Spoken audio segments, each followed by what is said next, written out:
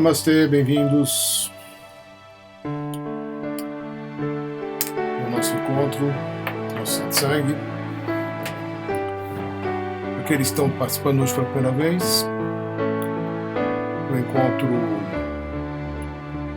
ele tem uma intenção específica, ele tem um propósito específico, que é o de compartilharmos nossas questões, nossas dificuldades, nossas descobertas, que fazem parte da nossa caminhada, da nossa jornada espiritual. Quando a gente fala em jornada espiritual, é uma coisa bem específica. Jornada espiritual, nem todo mundo está ou se dá conta que se encontra numa jornada espiritual.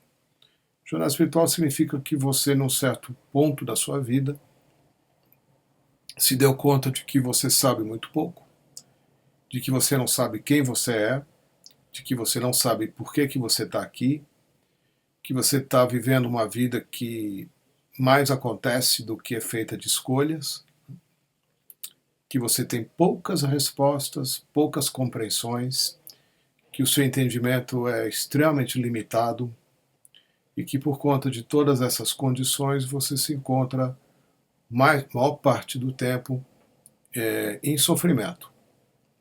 Quando a gente chega nesse ponto em que o sofrimento não tem mais para onde a gente ir, né? A gente não encontra mais uma saída definitiva para esse estado, a gente se direciona, às vezes até como uma última tentativa, uma última esperança, né? Uma luz no final do túnel, a buscar o assim chamado caminho espiritual. E faz parte do caminho espiritual também a gente dar cabeçada por aí, né? Porque boa parte da nossa espiritualidade ainda consiste de crenças. Somos movidos por crenças. Acreditamos no que os outros nos dizem que é bom. Isso a gente vem trazendo desde criança, né? Acreditamos que certas coisas nos fazem bem porque pessoas em quem confiamos, às quais damos crédito, nos dizem para fazer isso e não aquilo, né? Então, uma caminhada espiritual, ela só começa de fato a ter alguma consistência quando você de fato encontra os meios de crescer, né? Encontra os recursos e encontra também as pessoas, os lugares que vão ajudar você a se desenvolver, o que significa que você está aprendendo e está crescendo, né?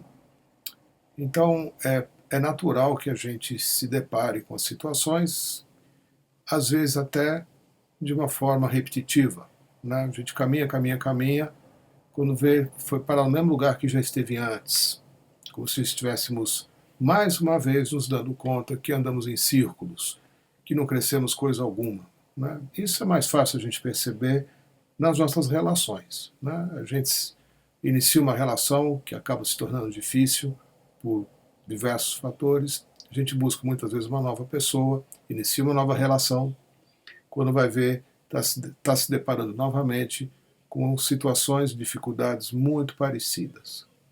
Muitos já perceberam isso, né? Ou você pode encontrar essas mesmas condições numa relação de trabalho, né? Você muda de emprego, muda de profissão, quando você percebe, se dá conta, você está novamente insatisfeito, sentindo dificuldades, de novo, do mesmo tipo, com o mesmo tipo de gente, né? E não sabe por que certas situações se repetem na sua vida. E quando isso começa a ficar mais nítido, a gente se dá conta que há uma coisa cíclica, uma coisa repetitiva, que a gente basicamente não, mas que muitas vezes se vê numa condição da qual a gente não consegue sair por conta própria. Esse é um ponto muito chave, né? Quando a gente não consegue sair de uma situação por conta própria.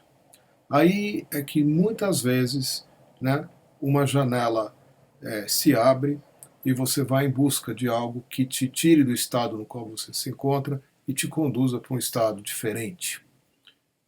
Então, eu acho que é aí que começa a nossa jornada espiritual, né? Porque você se deu conta de que você, por si só, por mais inteligente que você seja, por mais que você já tenha lido todos os livros disponíveis, por mais que você já tenha viajado um monte, ainda assim você não está feliz e a sua vida não está caminhando para frente como você esperava. Então, quando a gente chega em situações assim, quase sempre são situações de crise, né? Aí é que a gente vai buscar alguma coisa que nos ajude a sair daquela situação. Muita gente, quando sai da situação, também para por aí, né? Só faz alguma coisa por si porque a coisa está doendo muito, a vida está dolorosa demais. Alguns que já são um pouco mais inteligentes nesse aspecto descobrem que existe algo mais na vida para a gente encontrar, para a gente crescer, e que exige também uma continuidade, né? Um desenvolvimento contínuo. O que a gente também se dá conta é que, especialmente na nossa caminhada espiritual, primeiro, ela não tem um ponto de chegada. Você não vai chegar num lugar e dizer assim, agora estou em casa, agora estou feliz e vou me aposentar, né? Vou parar por aqui, não vou fazer mais nada, porque do jeito que está, tá bom, para que mexer, né? Não é verdade. Então, o que a gente percebe é que se você não dá continuidade na sua caminhada, se você não continua caminhando, você acaba regredindo, né? Ou seja, os seus estados de consciência vão novamente ficando mais limitados, mais baixos, né? E você novamente volta a visitar regularmente momentos de bastante angústia, de um sentimento de vazio, de falta de sentido para as coisas, de depressão, de tristeza e de falta de razão de viver, né?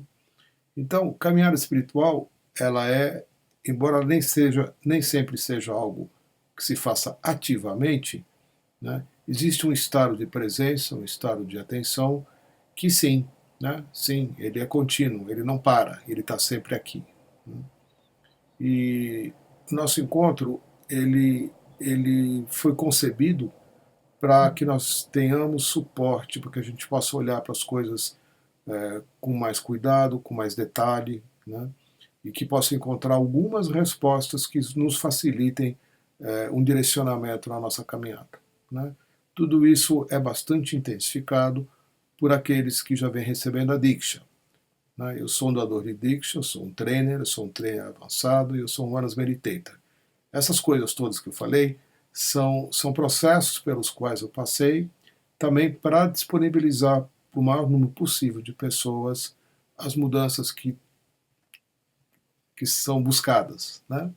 Então, eu realizo minhas sessões de Diksha aqui em São Paulo, onde eu estou, e tem vindo cada vez mais gente, né? Os encontros são muito fortes, né? No sentido de intensidade, de mudança, de transformação, e eu já venho fazendo isso há 10 anos e está vindo cada vez mais gente. Então, quando eu me dou conta disso, eu me sinto muito avalizado a dar continuidade no meu trabalho com a energia Diksha, né? Com tudo que eu faço. E esse encontro faz parte disso. Então, mais uma vez, bem-vindos. Para aqueles que estão ansiosos de fazer perguntas, só agora que eu vou começar a ler as perguntas, tá? Sempre esperem eu abrir o encontro, que eu abro pontualmente às 22 horas, se não houver nenhum problema técnico, e daí é que eu vou começar a ler a pergunta. Agora que eu vou lá buscar as perguntas que foram feitas já há uns 5 minutos atrás, tá bom? Eu prefiro que coloquem só agora. Vamos lá. Eu tenho uma pergunta que me foi enviada por e-mail que eu vou priorizar, tá bom? Mas eu vou ver aqui. Eu vou responder a Marina Oliveira. Boa noite, Setu. Gostaria de saber se posso doar Diksha para alguém que não está em estado de consciência, em um tipo de coma. Pode sim, Marina, pode sim, viu? Claro que sempre há uma mudança mais eficaz quando a pessoa que está recebendo a Diksha participa, né? Quando ela sabe que está recebendo a Diksha e facilita, né? Tem uma abertura, uma participação dela na mudança que ela espera ocorrer com ela, né? Como a gente não sabe os níveis, né, que às vezes são bastante profundos, dos estados de coma, tem gente que está em coma e está ouvindo tudo, né? Está percebendo tudo e só não está conseguindo se comunicar. Isso acontece. Então, sempre lide com a pessoa que se encontra em estado de coma, se você está próxima dela, como se ela estivesse absolutamente presente e ouvindo o que você está falando, né? Não olhe para a pessoa, mesmo que os médicos afirmem que ela não tenha nenhuma atividade cerebral, como se fosse um mero vegetal ali, né? Uma pessoa que está ausente. Às vezes sim, ela se encontra ausente, né? E aí o que vai ajudar é uma relação direta sua com Deus, com o seu divino, uma vez que você comece a invocar a presença para ajudar essa pessoa a fazer a passagem, se for este o momento dela, ou se recuperar, se é isso que está destinado a ela. E você procure ajudar no que for possível, né? Tá bom? Mas sempre pode dar Diksha assim, presencialmente, ou até mesmo à distância, ou solicitando para um grupo de pessoas para, né, participar do envio da Diksha. Tá bom? Oi, Avrum. Setu Namastê. Namastê, Avrum. Onde reside em nós a nossa consciência? A consciência não é sua, Avrum. A consciência não é nossa, né? Então nós temos que fazer uma distinção entre o que chamamos de estados de consciência da mente, né? Por exemplo, uma pessoa que está em coma, como a gente acabou de falar aqui, ela não está consciente, às vezes até está, né? Tá num estado onde os sentidos estão abertos, né? Ela sente, ela ouve, ela cheira, ela só não consegue acessar os meios de comunicação, né? Às vezes os olhos estão abertos, às vezes os olhos estão fechados, mas ela, né, a gente sabe de casos de uma pessoa que está em coma e há 20 anos que ela não consegue se comunicar e ela saiu do coma e depois relatou isso, né? Que esses 20 anos, para desespero, né, ela testemunhou o desespero das pessoas em volta dela e tudo mais. E quando saiu do coma, essa pessoa relatou isso, né? Quer dizer, eu estava em coma, mas eu estava presente aqui.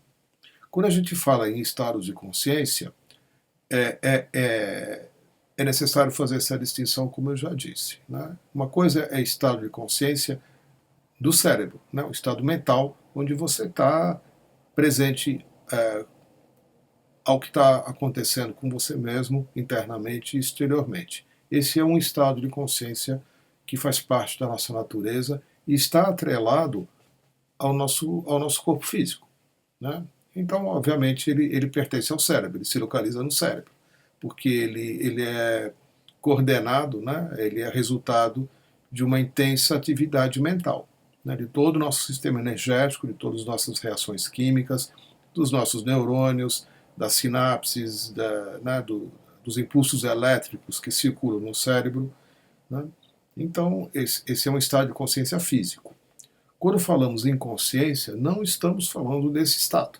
Estamos falando de algo que não nos pertence, né?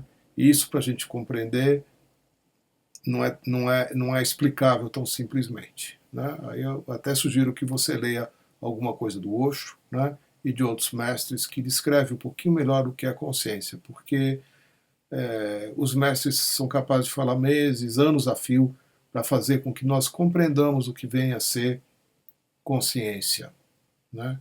Porque consciência é tudo o que há. Portanto, ela não se localiza nem aqui nem ali. Consciência é tudo o que há. Você é consciência, eu sou consciência, a nossa presença é consciência, a pergunta vem da consciência, a resposta vem da consciência, a nossa presença é inconsciência, a nossa ausência também faz parte da consciência. Tudo o que há é consciência e ela não é localizável aqui ou ali e ela também não lhe pertence. Você não pode, você é parte da consciência e como parte você não pode compreender o todo. Você é parte da consciência. Você é consciência enquanto parte dela, mas enquanto parte dela você não sabe o que ela é. E isso você jamais vai vir a saber. A parte jamais vai saber o todo. Você, para saber o que é consciência, só tem um jeito, é você se tornar consciência. Para você se tornar consciência, você desaparece enquanto eu. você desaparece enquanto self, você desaparece. E aí não tem mais aquele que diz, onde está a minha consciência? Né? A minha consciência não existe. Existe consciência, da qual você faz parte. Tá bom, avô? Oi, Nilza. Eu vou responder a sua pergunta agora, tá bem? Deixa eu achar ela aqui.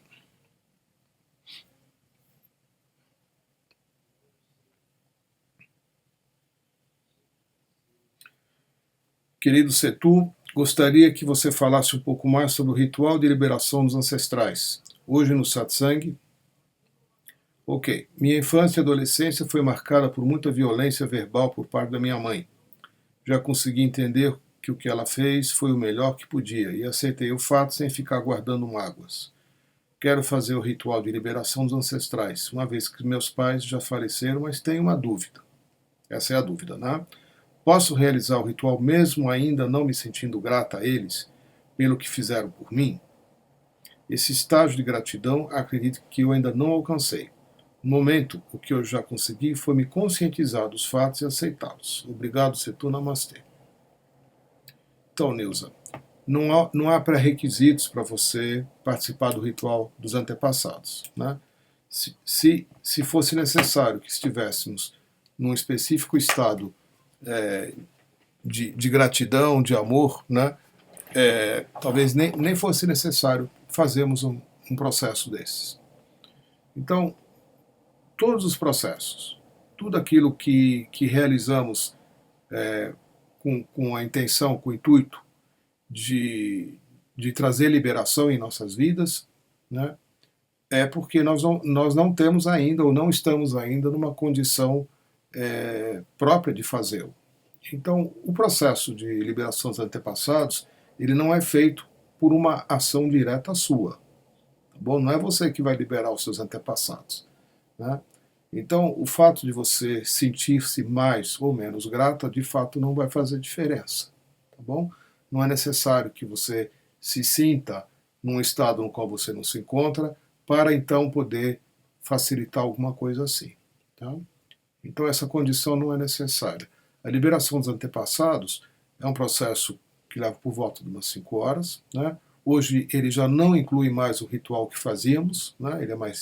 Ele está isento de um processo de ritual durante a liberação, mas ele vai sim exigir uma ação sua direta. Né? O que vai acontecer, independente de como você se encontra e de como seus antepassados se encontram, é que alguma coisa nessa relação sua consigo mesma, dos seus antepassados, com eles mesmos e com a vida, vai encontrar um encaminhamento para uma cura. É isso que vai acontecer. O estado no qual você se encontra, de afeto, de gratidão, de perdão, o que seja, ele não vai fazer de imediato diferença. Tá bom?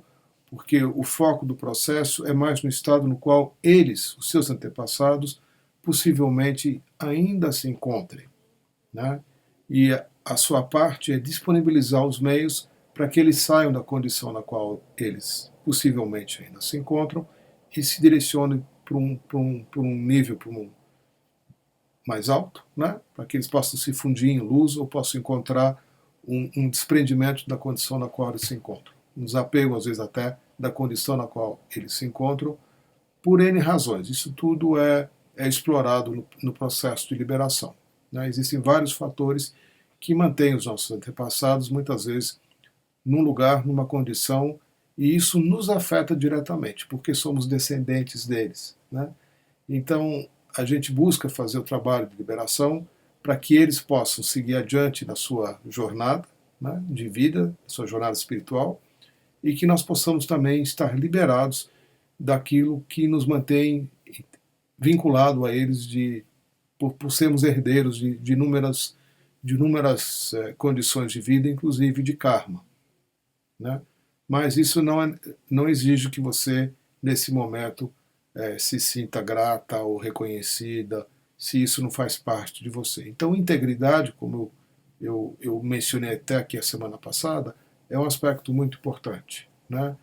É mais importante você ser íntegra, dizer assim, não, eu não tenho nenhuma gratidão àqueles que não me trataram bem, né? Do que você, só porque eles não se encontram mais encarnados e vivos, você dizer, ah, não, eu amo minha mãezinha, eu amo meu paizinho, né? Sem que isso seja de fato verdade dentro de você. Então nós sempre priorizamos a integridade, né? Você vai crescer mais, vai ajudar mais a si mesmo e a todos se você for absolutamente íntegra, sincera com os seus sentimentos, como você está sendo nesse momento. É isso que é importante. Tá bom, Nilson? Bom processo, bom ritual, né? Você vai ver que a sua vida vai encontrar inúmeras novas saídas, inúmeras novas soluções para um monte de coisa que muitas vezes se encontra presa pela condição no qual seus antepassados se encontram. É para isso que a gente faz o processo. Tá bom? Oi, Rosana Salansky. Olá, o ensinamento de ontem foi: a sua vida depende do tipo de Deus que você criou. Você pode falar sobre esse ensinamento? Posso comentar alguma coisa, Rosana?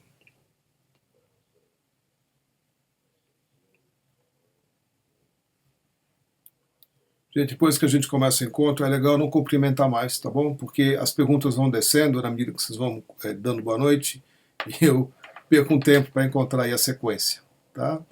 Deixa eu fazer isso depois ou antes do encontro começar. Então, o ensinamento... Deixa eu ler ele de novo aqui. Sua vida depende do tipo de Deus que você criou.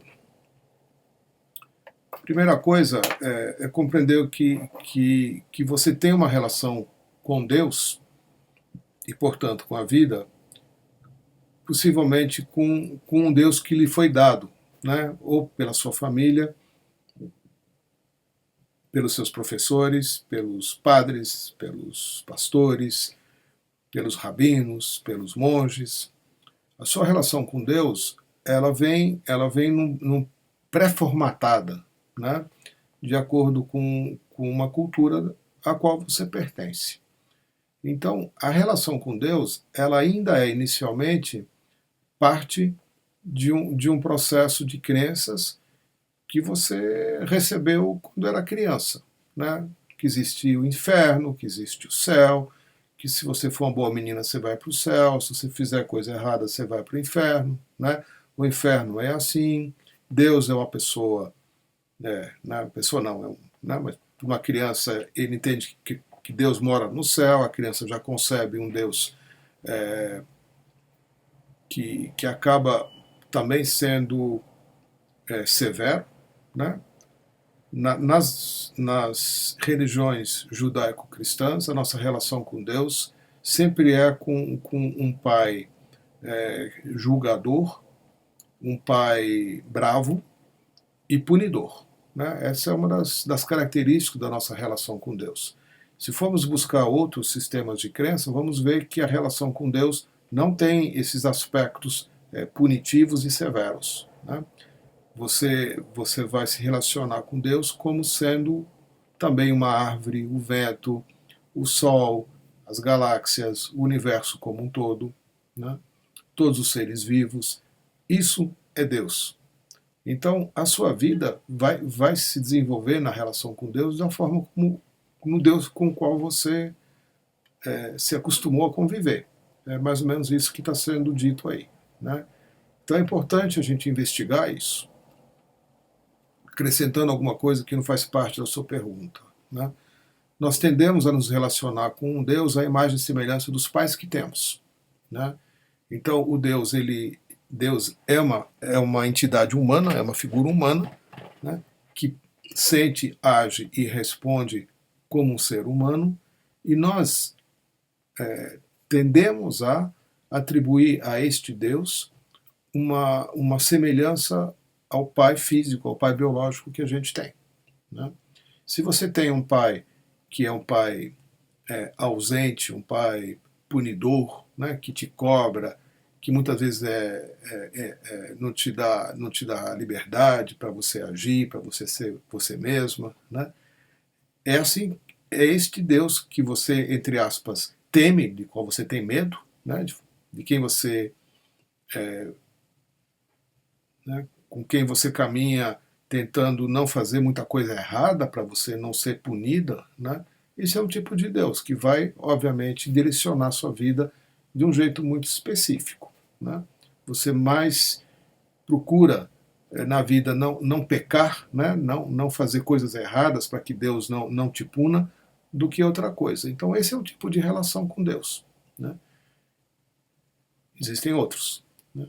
Então, quando você se dá conta que esta relação com Deus é um Deus que você criou, você pode recriar Deus. Você pode dar-se conta de que esta relação com Deus é uma projeção do seu sistema de crenças, é uma projeção da sua cultura, é uma continuidade daquilo que se acredita na sua família, né? Na sua cidade, na sua cultura como um todo.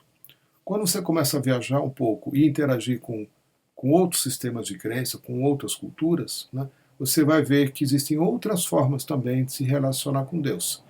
E quando você começar a se relacionar de outra forma com Deus, a sua vida vai mudar também, né? Então, lá na Oneness University, os processos que são disponibilizados lá, como hoje o Jornada, né, que é um processo que vai acontecer e acontece no final do ano, em novembro e dezembro, você vai começar a ter a oportunidade, né, vai começar a desenvolver uma relação com Deus diferente dessa que você tem. Um Deus mais real, mais verdadeiro, mais fisicamente presente, mais companheiro de vida, com as mesmas qualidades, né?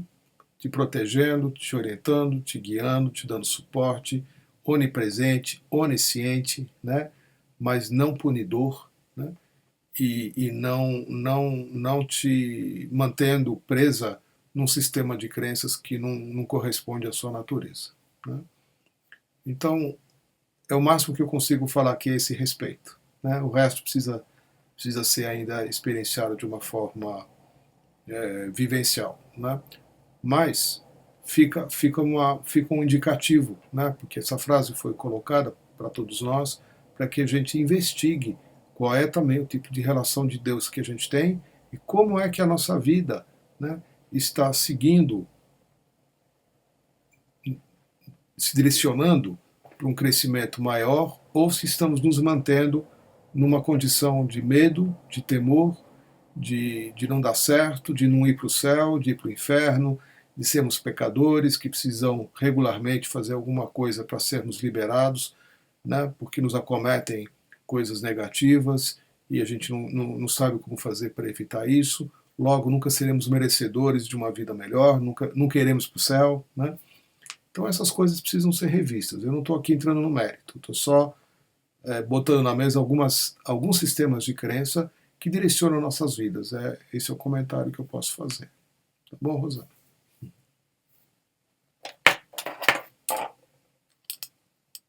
Chayenne. Oi, Chayenne. Como buscar resolve situações que parecem resgate de outras vidas? Não está muito clara a sua pergunta. Como buscar o quê, Chayenne? Como buscar resolver, é isso? Como buscar uma solução para situações que parecem resgate de outras vidas? Eu vou supor que a sua pergunta é essa, tá bom? Quase tudo que nós vivemos nessa vida, Chayenne, quase tudo, né, é uma continuidade, né? Nós continuamos a lidar com situações que basicamente são kármicas, o que significa que boa parte, se não a totalidade das situações que se apresentam na nossa vida, né, especialmente as dificuldades, mas não só as dificuldades, são uma extensão, porque a vida não termina quando a gente morre, né? Então, a gente está num processo contínuo de existir, né? Ele não tem interrupção, a gente só muda a forma como a gente existe, né? E os nossos aprendizados, eles nos são continuamente também disponibilizados por meio de situações. Então, tudo que você está vivendo é um resgate de vidas passadas, tá? Seu corpo, as doenças que você tem, né, a sua condição de vida, a sua família, seus relacionamentos, a sua profissão, assim como as bênçãos que você recebe também, né? Todas as coisas boas que você vive, a sua saúde, a sua inteligência, a sua cultura, né? Os seus prazeres, a sua condição financeira, os seus estudos, a sua profissão, os seus bons relacionamentos, os seus amigos, a sua família, também são parte daquilo que vem de outras vidas, né? Tudo participa, né? Porque a gente não faz uma distinção, né? Não é necessário fazer essa distinção. A gente faz, mas não é necessário fazer essa distinção. Você sempre está dando continuidade ao que você já viveu antes. Agora, o que eu acrescento a isso que eu estou dizendo é que é uma coisa diferente do que você está perguntando, mas eu vou acrescentar, né? Esquece vidas passadas. Esquece. Não tem nada para você resolver em vidas passadas, tá? Não adianta e não é necessário ficar fazendo regressão para ver o que foi, quem foi, o que fez, por que fez. Tudo isso hoje não vai te ajudar mais, né? Então, o posicionamento que a gente sugere, né, é que você viver cada situação que se apresenta a você, com seus desafios e seus aprendizados, como sendo a primeira oportunidade, né? Não fica jogando as situações dentro de uma perspectiva de resgate de um karma, de alguma coisa que você fez errada e que agora de novo está acontecendo outra vez, porque aquilo que você fez de tão grave assim numa vida passada ainda não se resolveu, logo o seu destino é se manter eternamente numa dificuldade, né, seja lá qual for, né? Vamos tirar essa, porque isso também é uma crença, né? Vamos tirar essa crença da mente e vamos abraçar situações, independente de quanto tempo elas existam, né, de quanto tempo você já lida com elas, e possivelmente as rejeitando, se sentindo menos merecedora de ser feliz, né?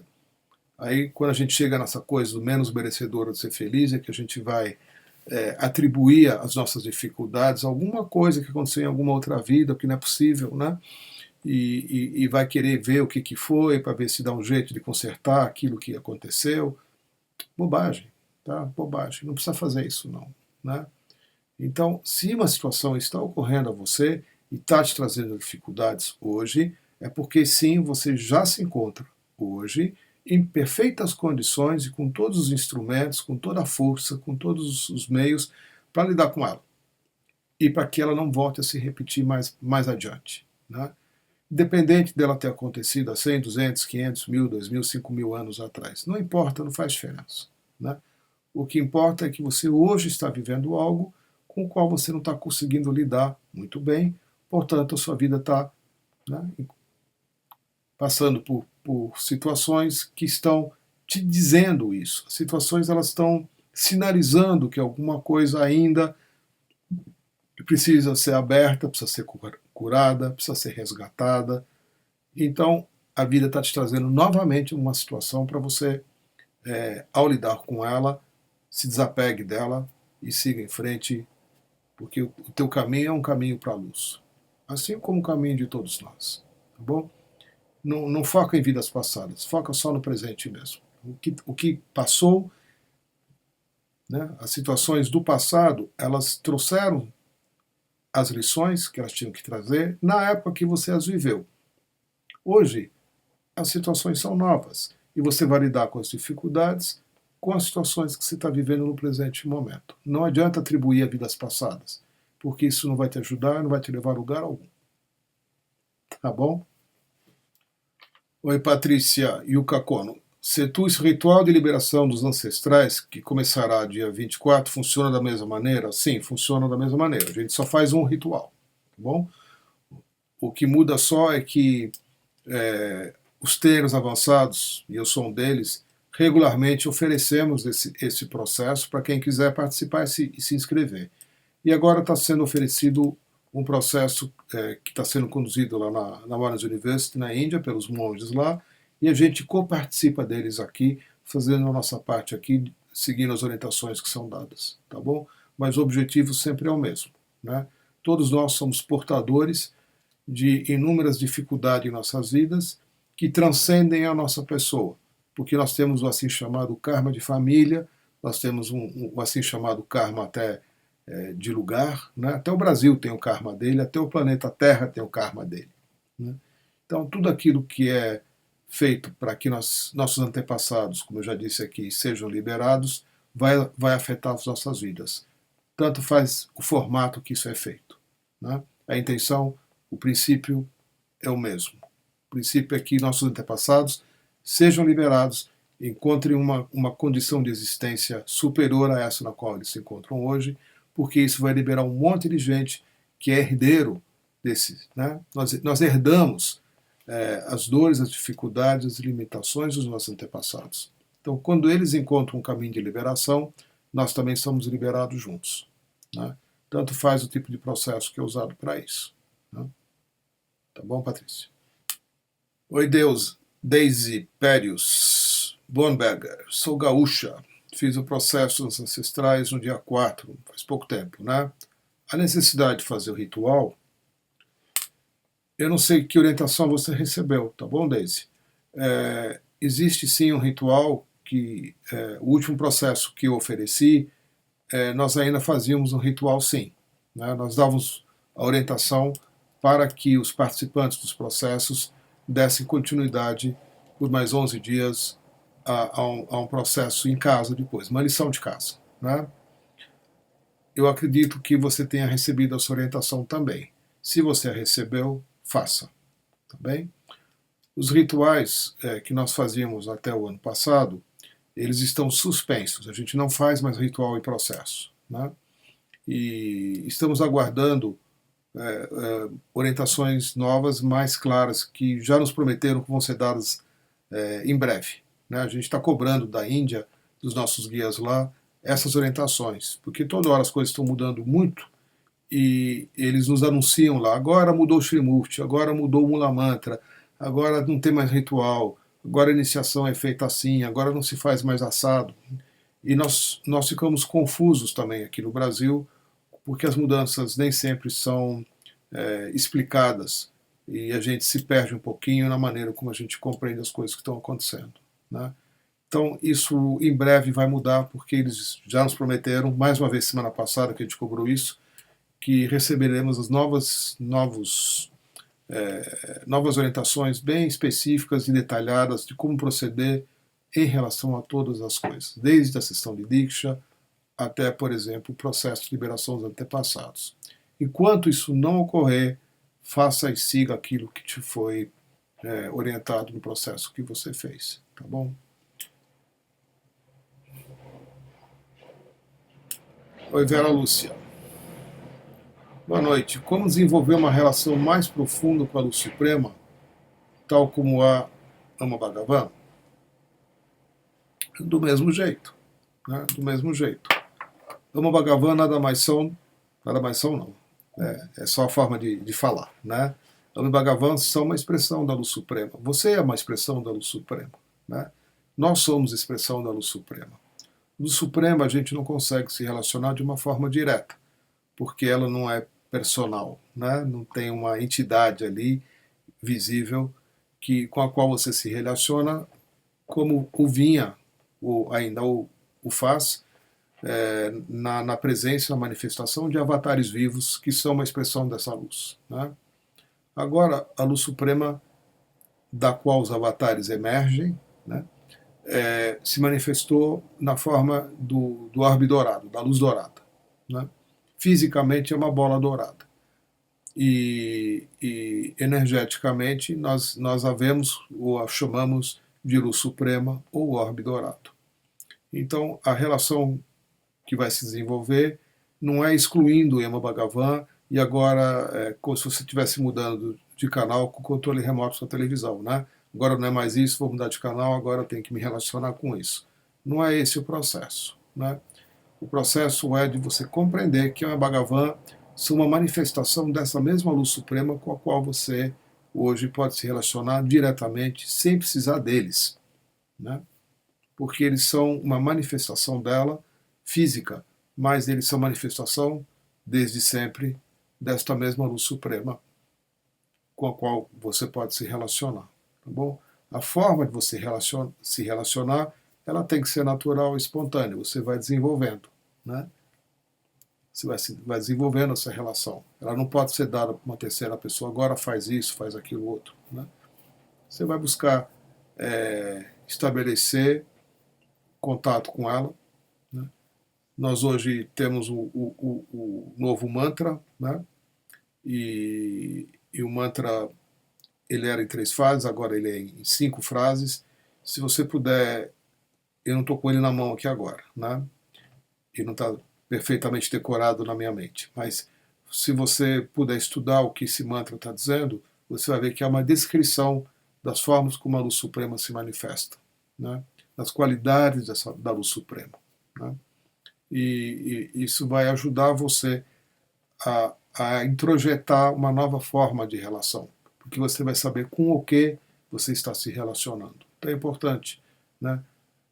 Cantar o mantra, buscar ter acesso a ele. Se você não tiver, me escreve um e-mail, porque eu não tenho como postar ele aqui agora. E buscar compreender o significado de cada frase desse mantra, porque ele está descrevendo a luz suprema de uma forma muito linda, né? E você vai começar a se relacionar com essas coisas de uma forma mais consciente, né? É a sugestão que eu posso te dar, tá bom? Fora isso, né? Toda vez que você recebe Diksha, nas sessões de Diksha que eu conduzo aqui em São Paulo, que a gente recebe a Diksha da Luz Suprema, né? A gente tem lá a imagem, né? A representação, e depois que a gente compartilha a Diksha pelas mãos, a gente, todo o grupo, né? Ontem nós éramos em 70 pessoas, pouco mais de 70 pessoas, um monte de criança também, todos nós recebemos diretamente a Diksha do Srimurti, da imagem da Luz Suprema, né? Isso vai ajudando a reforçar esse relacionamento, que ele ainda é fresco, ele ainda é novo, né? E é diferente, sim, do Srimurti que havia, no qual se encontrou o Nami Bhagavan fisicamente presentes. Tá bom? Sugestão que eu te dou. Oi, Chayane, apometria, qual é a sua opinião? É válido fazer? Eu não tenho opinião, eu nunca fiz apometria, né? Eu tenho amigas uma ou duas que fazem, mas isso pertence a um trabalho que não está dentro do universo da Diksha, tá bom, Chayane? A gente não trabalha com apometria. Eu nunca fiz, eu não sei os resultados, eu sei que tem um tal de apagar registros acásticos, de fazer isso, fazer aquilo outro. Não é a forma como eu procedo espiritualmente, né? Então eu acredito que as coisas se deem de uma outra forma, e então eu não posso dizer se é válido ou não. Eu não posso invalidar uma coisa que eu não conheço, né? Seria uma ignorância fazer uma coisa dessas. Eu, pessoalmente, não tenho vontade de fazer, porque eu sinto que as mudanças que se dão nos meus registros, elas se dão pelo abraço às situações que a vida me traz, né? As oportunidades de crescimento que eu tenho ao lidar com pessoas e situações que me trazem essas oportunidades, né? E se alguma coisa tem que ser apagada do meu registro, né? Que seja feita com a minha consciência e também com a minha participação e né, com a minha consciência mesmo, tá bom? É nisso que eu acredito, por isso que eu ainda não fiz. Mas quem sabe um dia eu leio alguma coisa a respeito para poder te dar uma resposta um pouquinho mais bem informada, né? Eu não tenho muitas informações a respeito, tá bom? E a apometria não faz parte dos processos que a gente inclui no trabalho com a Diksha, né? Mas tem gente que faz, especialmente quem já vem de uma linha espírita, né? E já tem uma forte ainda identificação, vem na Diksha, mas também vai lá receber passe, ou vai trabalhar como médium, né? Vai oferecer aí seu trabalho e também vai fazer curso de apometria como uma ferramenta adicional para ajudar as pessoas. Mas eu não tenho uma opinião a esse respeito. Eu acho legal, mas eu não conheço. Tá bom, Cheyenne? Oi, Avrum. Setu Mula Mantra mudou? Tem 5 frases agora? Tem 5 frases. Já mudou faz tempo, viu? Faz quase 1 mês e meio, 2 meses. Eu não tenho como copiar e colar aqui. Senão eu até postava ele aqui para você, tá? Mas você me manda um e-mail que eu te envio ele. Essas coisas são compartilhadas, gente, no site Oneness Brasil. Temos um site com todas as informações. Essas coisas são compartilhadas em grupos. Tem um aplicativo para quem tem smartphone e faz uso do WhatsApp. Hoje em dia quase todo mundo tem, né, e faz uso dele. Existe um aplicativo que se chama Telegram, né, que é gratuito, você baixa. E nós temos usado muito o Telegram para postar as novidades todas, né? Então, minha sugestão se você faz uso do smartphone, instala, tanto faz se ele é Android ou se é do iPhone, instala o Telegram nele e passa a acompanhar. Existe um canal de informação que é eu acho que chama-se BR Oneness, alguma coisa assim. Você não posta nada nele, ele é só um canal que distribui as informações. Você está o dia inteiro online sendo atualizado das coisas, né? Esse é um jeito. O outro é estar cadastrado no grupo Oneness Brasil, dos quais eu sou administrador também, e onde essas coisas são compartilhadas e são postadas a todos os doadores de Diksha, né? Tá bom? E saber também do trainer, da pessoa com quem você foi iniciado, se ele está se atualizando e que ele te atualize também com relação a isso. As coisas estão mudando muito rapidamente e a gente tem que ficar informado, né? A gente tem que estar se atualizando o tempo todo, porque é assim que as coisas estão acontecendo, né? Hoje era um Shrimurti, aí mudou para o Orb, aí já não é mais o Orb, aí é outro, que inclui o Orb, né? E o Mula Mantra mudou também, né? A gente deu até pena, porque vários músicos gravaram versões muito bonitinhas, né? Tem um trabalho de estúdio feito, tem um arranjo feito, e mal o cara postou, né, o link de acesso à sua gravação, ele já mudou de novo, já estava inválido, né? Então, a gente ainda está ensaiando aqui como cantar, ontem até eu brinquei um pouquinho aqui com isso, né? Coloquei uma música de fundo para achar o tom, para poder cantar o Mula Mantra novo à noite na minha sessão de Diksha. Mas me escreve no meu e-mail pessoal aqui, que eu vou ter o maior prazer em enviar o Mula Mantra para você, tá bom? Ou para quem mais quiser também. Mariana Hein, venho investindo 100% da minha energia num novo olhar sobre a minha profissão, devido às mudanças que o autoconhecimento e a Diksha me apresentaram. Que legal, que bom. As coisas estão acontecendo, só o dinheiro que não. Minhas dívidas estão se acumulando, estou muito confuso e com medo. Participo do encontro há um ano. Primeira vez que você escreve, né, Mariana? Então, é isso mesmo que você tem a fazer. Esse 100% de dedicação que você está falando inclui também você participar, então, se você tiver oportunidade, eu não sei onde você vive, sempre que for possível, ainda que você se desloque, né, para um outro lugar, dos processos focados em prosperidade, né? Tem uma pessoa amiga minha que me escreveu hoje de manhã, querendo uma resposta, não sei se ela está aí, a respeito dessa relação do dinheiro com a espiritualidade, né? Isso é uma coisa muito importante da gente investigar e ver quantas crenças a gente tem a esse respeito, né? Muitas vezes, Mariana, as nossas crenças espirituais nos colocam, nos posicionam de tal forma que a gente deixa de lidar com a materialidade como sendo algo que não seja espiritual, né? Nós não temos esse tipo de visão. Então, o crescimento espiritual, ele inclui, e de uma forma bastante significativa, a prosperidade financeira também, né?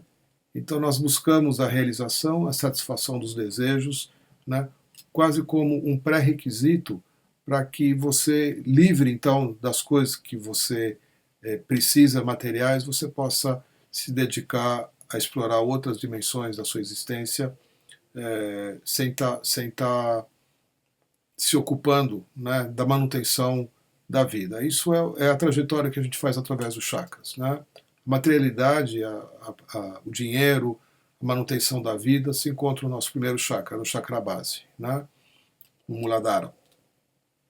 Uma vez que a gente esteja bem resolvido, né, nessa questão da materialidade, fica mais fácil a gente subir e desenvolver as outras formas de aprendizagem que a vida nos oferece, né? Se a nossa materialidade não está bem resolvida, fica muito difícil. Por causa disso, nós oferecemos também os processos de prosperidade. Lá na Mars University, um dos processos que agora deixou de ter recentemente, mas era um processo focado na prosperidade, a ciência da prosperidade, se eu não me engano. Eu não sei de que forma eles vão hoje oferecer processos lá na Mars University para trabalhar isso, mas isso sempre tem.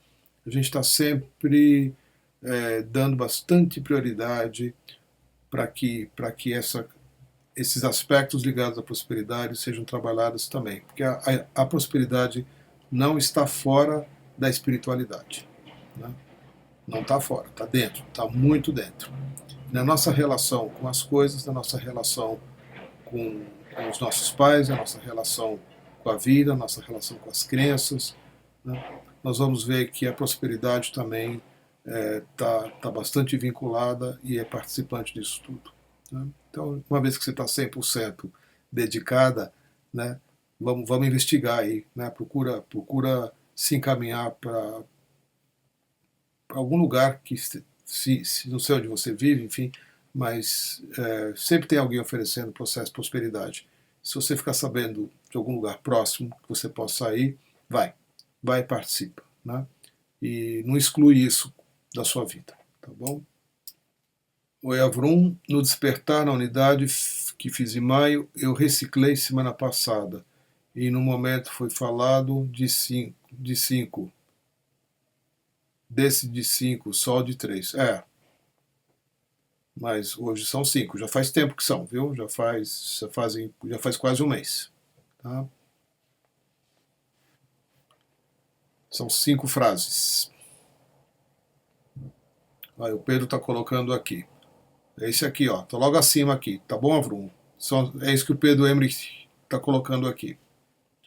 Om Shrim Sarveshvaraya Namaha. Om Shrim Param Jyotiye Namaha. Om Shrim Param Premaya Namaha. Om Shrim Param Karunyaya Namaha. Om Shrim Param Pavitraya Namaha. São 5 frases. E são muito lindas. É bom estudar. Tá bom? Obrigado, Pedro.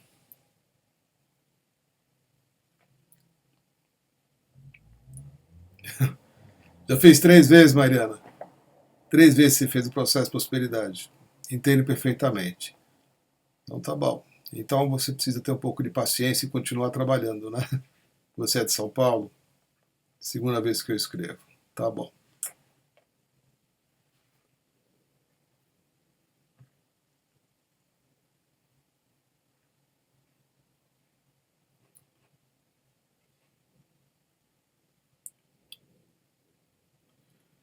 Aqui em São Paulo a gente tem isso. Tem muito trainer, né? Tem muito espaço de Diksha. E então tem uma oferta, né, de processos sendo dados e é fácil, né? Para quem mora aqui em São Paulo é fácil. E às vezes a gente faz, é bom, né? Fazer quantas vezes for necessário alguma coisa até que algo seja de fato dissolvido. Mas o processo de prosperidade ele tem assim uma atuação específica, né, Mariana? Existem outros processos que você pode, talvez você já os tenha feito também, né? Mas que eu vou sugerir aqui para você, que é você participar sempre que for possível, né? Uma vez que você está aqui em São Paulo, é fácil, das câmaras sagradas, né? E você buscar uma resposta bem objetiva. Pedir para que essa visão, para que essa resposta lhe seja dada, né? Uma coisa é ter a visão. Segundo, que o que quer que você venha a ver seja liberado pelo ver. Porque é assim que as coisas se dão, né? As coisas só se mantêm num determinado estado porque a gente não se dá conta que elas existem. Então, uma vez que você vê algo, o ato, né, o acontecimento de ver, porque ver não é um ato, né, o ver acontece, quando você vê algo, no ver algo se dissolve. Né? Então você pede para ver. Né? Vá fazer o processo das câmaras, se você já fez 10 vezes, faz mais 10, né? Porque nele você vai ter a chance de buscar essa resposta de uma forma bem específica. E como eu já mencionei aqui hoje, procure ser íntegra, né? Procure ser muito, muito íntegra. Né? Se coloque de uma forma bem honesta, né? Muito sincera, né? E peça para ver, porque você não quer mais viver nessa condição no qual você está vivendo ainda e você não sabe porquê, e você talvez não precise nem saber porquê, mas você precisa sair disso. Né? Tá bom? Uma vez que você está se sentindo presa e limitada na sua caminhada, porque a questão financeira não está te permitindo caminhar na direção ou na velocidade que você espera. Então peça para que isso seja dissolvido, bem especificamente. Tá? É parte, sim, do seu processo espiritual. E existem, você pode pedir isso também numa sessão de Diksha. Né? Às vezes, nas sessões aqui que eu conduzo aqui, a gente faz uma pequena prece, né? Antes de receber a Diksha, e faz uma sankalpa, faz uma intenção, para que certas coisas, cada um tem a sua história, né? Possam ser vistas e dissolvidas ao receber a Diksha. Né? Um processo até mais simples. Né? Mas sempre vai explorando, vai explorando, vai explorando. Né? Isso serve para muita gente, né? Muita gente mesmo. Dentro de 15 minutos eu vou estar fazendo a One's Meditation. Para quem não sabe, não participou ainda, é uma transferência de Diksha, de presença, através dos olhos do meditador. Isso dura aproximadamente meia hora, coisa toda. Né? A Diksha, propriamente dita, ela é transmitida durante 21 minutos. Eu vou me preparar aqui agora. Tem um segundo ícone na minha página aqui no live stream, e tem um link para quem ainda não recebeu. Você clica nele e aguarda, daqui a pouquinho está entrando uma música.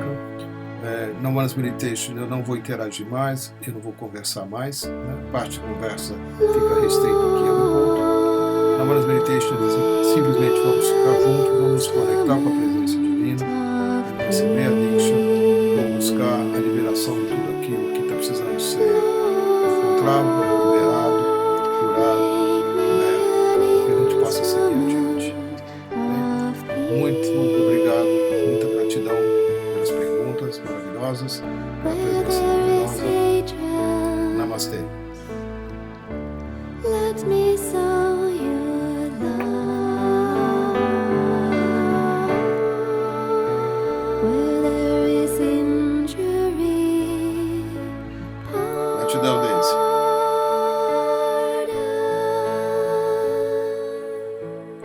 Até já, gente. Até daqui a pouquinho.